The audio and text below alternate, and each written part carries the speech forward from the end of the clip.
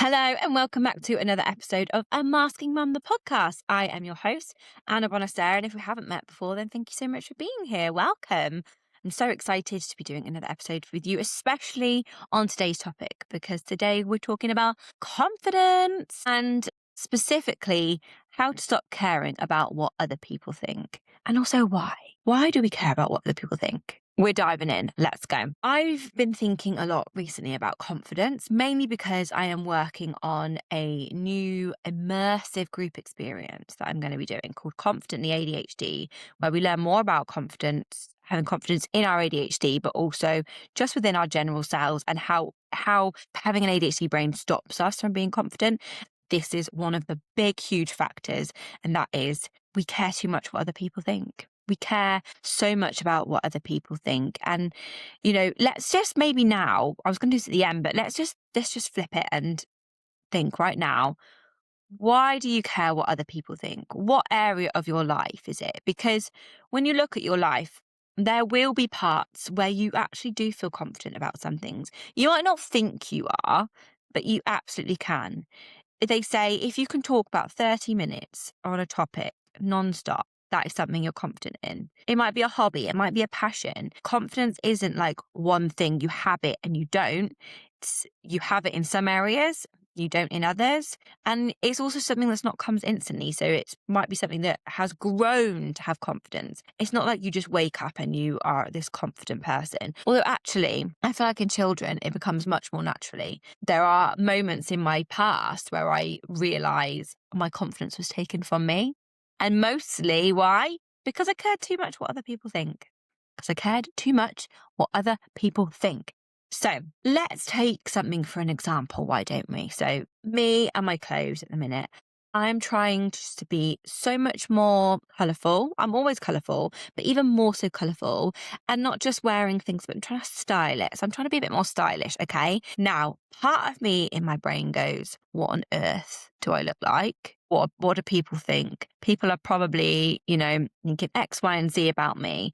And then the smaller voice in my brain is going, who you want to be? Do what you want to do? Where will you want to like? Where will you like? It's like I'm fighting this inner dialogue of these two voices. And if I was on my period or I was having a bad day, maybe I'd had not a lot of sleep, maybe I was ill, that negative voice would probably win because there's only so much that you could do to fight it, right? Whereas I'm in a good place in my cycle. I am well and things are going, things are, I'm having like wins with work, coaching and stuff. So I'm in like a good place. So that is all helping with your confidence. So if you're someone who is like on the struggle bus right now, then taking that into account that is going to impact you is well worth taking note of. Okay. We can't only do so much with the mental capacity that we have. If you're in a bad place right now, I'm just sending you love because I've been there and it's horrible. And I will be again because, life challenges, it all throws it all at you. So it's a roller coaster ride, especially when you have children who are neurodivergent. Anyway, tangent, we're back on track. So I could very easily listen to the bigger voice in my head. And at the moment, there are lots of things impacting me to be more towards a smaller voice in my head that is more positive. And I just love colour anyway. It makes me feel happier and better. Piecing things together is something I'm not confident on. I have been like immersing myself in different creators, like trying to find different trends. And also I am a pear shape. So trying to find stuff that fits me on all the different parts is really hard. Let's face it. Like fashion is basically built for one figure and one figure only. And if you're anything a little bit out of that, which most women are, like majority, because it's only appeasing to one shape, then, we're screwed. So that's just a little something to bear in mind, is that taking the time to really give yourself a bit of kindness and like understanding as to why you might not be your most confident self, why you might be listening to the negative side more than you are the positive. But also most of the time, what we tell ourselves, what we make up in our mind is actually not true. I reckon, I want to say 99, but let's be a bit more realist. Let's say 80% of what we think in our brains isn't true. Those negative stories, I mean, I don't mean everything in our brain. The times where we say, oh, we're fat, we're ugly, we're stupid, we're silly, we're always late, we're lazy, we're broken, we're failures, all of these that we tell ourselves is probably I'm going to say 99% true. 99% true, or maybe 100%, because all of those things, there might be times when we make mistakes. We might have a little bit more weight on us than we have in the past. We might have forgotten to do something for our kids, or we're late on a project for work. That doesn't make you that person. That doesn't define you. But because we constantly tell ourselves this negative story, it's what we choose to believe then. Not just choose, it's what we do believe. It's like we inbred this story into our belief system. But really, we can create whatever story we want, and we can create our own belief system in ourselves, okay? So I like to use this little phrase, flip the script.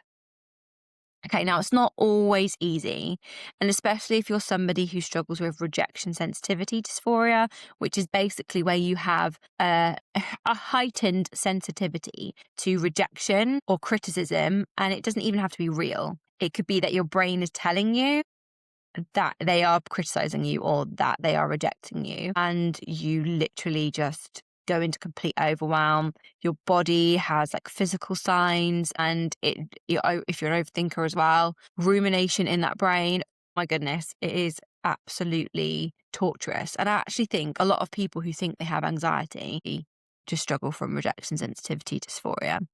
Because when I look back at times when I thought, oh, that's when I've been really anxious, and then I've actually realised when I break it down, no, I think that's RSD. It's something I really like to explore more on this podcast and get guests in to talk about anxiety versus rejection sensitivity dysphoria, but I need to find someone who knows enough about both to get the understanding of what is the difference. Tangent. Anyway, this phrase I like to use is called flip the script. So if you are thinking that someone is looking at you, someone is staring at you from across the road, or if you're in the school playground, and in your mind instantly you go to, they're looking at me thinking, oh my God, what is she wearing? Oh God, what does she look like? She looks like such a mess. Oh God, she's such a bad mum. All of this negative spiel that's coming out of your own brain, but you're imagining that they're saying it in theirs. Okay, there's a lot of things to talk about on this, but what I like to do is go with flip the script. What if they are looking at you and they are thinking, God, I really like her hair today, or she's such a good mum, I wish I could be like her. Or, oh, I'd really like to be her friend even. Maybe they want to be friends with you, but they just don't know how to start a conversation with you because they've got rumination going on in their brains too. You just don't know. If you get a glance or you get a text that maybe you think comes with some, I do this all the time, just write the narrative in my head of it's negative and everybody hates me and nobody wants to be my friend. It's probably most of the time not true. So how can we flip that script? Well, first of all, it's great to just acknowledge that we know that this is happening.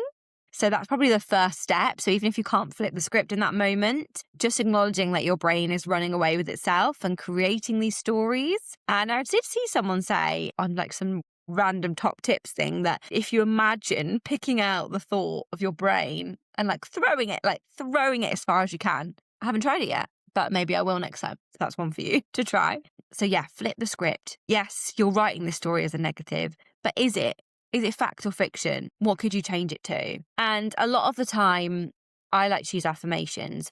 And a lot of the time, people who use affirmations have a very hard flip. It's either black or white. It's either good or bad. And I did a whole podcast episode before about the grey area thinking. So you don't always have to be like, oh, I'm the perfect mum, I'm the most amazing mum, everyone wants to be my friend. You could have something in between, like a bridge, like a stepping stone from the negative to the positive, the grey area. What is the grey area in that sentence? I always say, if I'm feeling like I'm a bad mum and I can't quite say I'm a good mum, then in the middle is I'm a trying my best mum. And that's one I've always used for like the past 6 years or so. And it's done me the world of good when I'm having a mum guilt day. But I do understand as well, there are times when people do actually talk badly about you, okay? So we have the perceived talking bad about you, the glances, the texts, the emails, maybe the little sniggers as you walk past. That's perceived because you don't know the truth. And most of the time you probably won't. So rewrite that story. But when you do get negativity, and I've had trolling before on the internet, and it has in some cases knocked me for six, and others I don't care. Depends what I'm being told about. And one thing that has really helped me to process and move past it is the idea that what people say about you in a negative way says more about them than it does you. So, for example, if someone is saying, oh God, she's so this, she's so that, it's actually displays a negative upon them, right? Not on you. Like, this isn't something that's your issue. That's something that they are dealing with. Somebody who has no reason to be mean to another person, whether it's behind a keyboard or whether it's face to face, is probably dealing with a lot themselves. Now, that's not an excuse. We don't excuse people who are rude to other people, who are mean, who bully. We do not excuse that in any way, shape, or form. But it does help us move on because hurt people hurt people. So in some area of their life, something is going on and they feel like they need to get it out by being mean to other people. Misery. Was it misery follows misery or something? So basically, they don't want everyone to be happy. So they want to inflict misery on other people. And that's something that's really made a big impact on me and really helped me to see. Because if we held on to the negativity and the animosity that somebody else brings us, and then we project hate onto them because they've hated us, that's like, it's not going to be any good for us. It's going to be draining. It's going to cause anxiety. It's going to cause more rejection sensitivity dysphoria. And it's just not going to do you any favors. So hurt people. We send them love that they hopefully find their own peace, their own happiness, and they don't feel like they have to hurt other people anymore. And we let them go and we move on. And also, obviously, in some cases, it's much easier said than done, but maybe it will help even a little tiny bit. So now coming back to this idea of why do we care? Why do we care what other people think? Why do we care about other people's opinions? What does it actually matter to us? Can you think of any? Sometimes I really just sit and think, why? Why does it matter? And I think if we really dug deep into it, like if we were to think about clothes, this is just a big one. This is just like my hyper focus today. If we were to think about how we dress, we go out on the school run, we wear an outfit that's maybe a bit abnormal to what it's not jeans and a t-shirt, which is what most people wear, we wear colours, we wear bright patterns. Why does it matter if someone doesn't like what we wear? Why do we care so much? Is there an element there of being a perfectionist? Is there an element there of needing to please everyone? Like that whole idea of having to blend in with the crowd rather than stand out. Why don't we want to stand out? What's wrong with standing out? What's wrong with going against the grain? So many questions that then flood your brain. And maybe that's a lot. That's a bit of an overload. And there isn't necessarily one definite answer because, we're all different. We all have different reasons. But I do think underlying, there's a lot of not wanting to feel different. And I think that comes a lot with being ADHD, being autistic, being neurodivergent, being different, whether it's Black or Asian or, you're gay, bisexual, lesbian. I think they all stand out from the crowds, not the norm. And it takes a lot of courage to be who you are authentically in whatever shape or form that is. And a lot of people don't have the guts to do that. A lot of people struggle and just carry on masking and pretending to be someone they're not. And that in itself is exhausting. Yes, it's exhausting trying to be who you want to be initially. But I think the more you listen to what it is you want to do, you wear the clothes you want to wear, you love the hobbies you want to love, you go and, run that business you want to do, having the courage, having the confidence, having the self-esteem and self-belief to be who you want to be, to go after what you want to go after is amazing, is inspiring. It's admirable. So clap to everyone on this journey, wherever you are, unmasking and being your true, authentic self. Because it's one of those things that's ongoing. It's not a one-trick pony. It's something you have to constantly go on, and there'll be bad days, there'll be bad weeks, there'll be bad months, hopefully not bad years, but with the understanding and the community you can put around you as well is truly going to make a big difference to your unmasking journey. Thank you so much for being here today. I hope that's helped you to stop caring what other people think and maybe question as well, why do you care? Why does it matter? If you like this podcast episode, please do share it with your friends, follow, like, comment, share it in your stories, send me a DM and tell me what you got out of this. I would love to hear. And if you go on and use anything I teach, I share in here, I'm not a teacher, I'm a coach. I'm just sharing what I've learned along this way to hopefully help other people on their journey, because I know what it's like to be doing this, especially if you're just dipping your toes and you're brand new to finding out that you've got ADHD and understanding how your brain works. So well done just for being here. And I thank you as well. So yes, please do reach out. And if there's anything you want me to cover on the podcast, well, let me know. And if you think that confidence is something you want to work on and you want to know more about the Confidently ADHD, my immersive group experience, I would love to have you join us. And if you want to find out more, give me a message. For now, I will see you very soon. Thank you and good day, good night, good evening, good morning, whatever time of day it is. Bye-bye.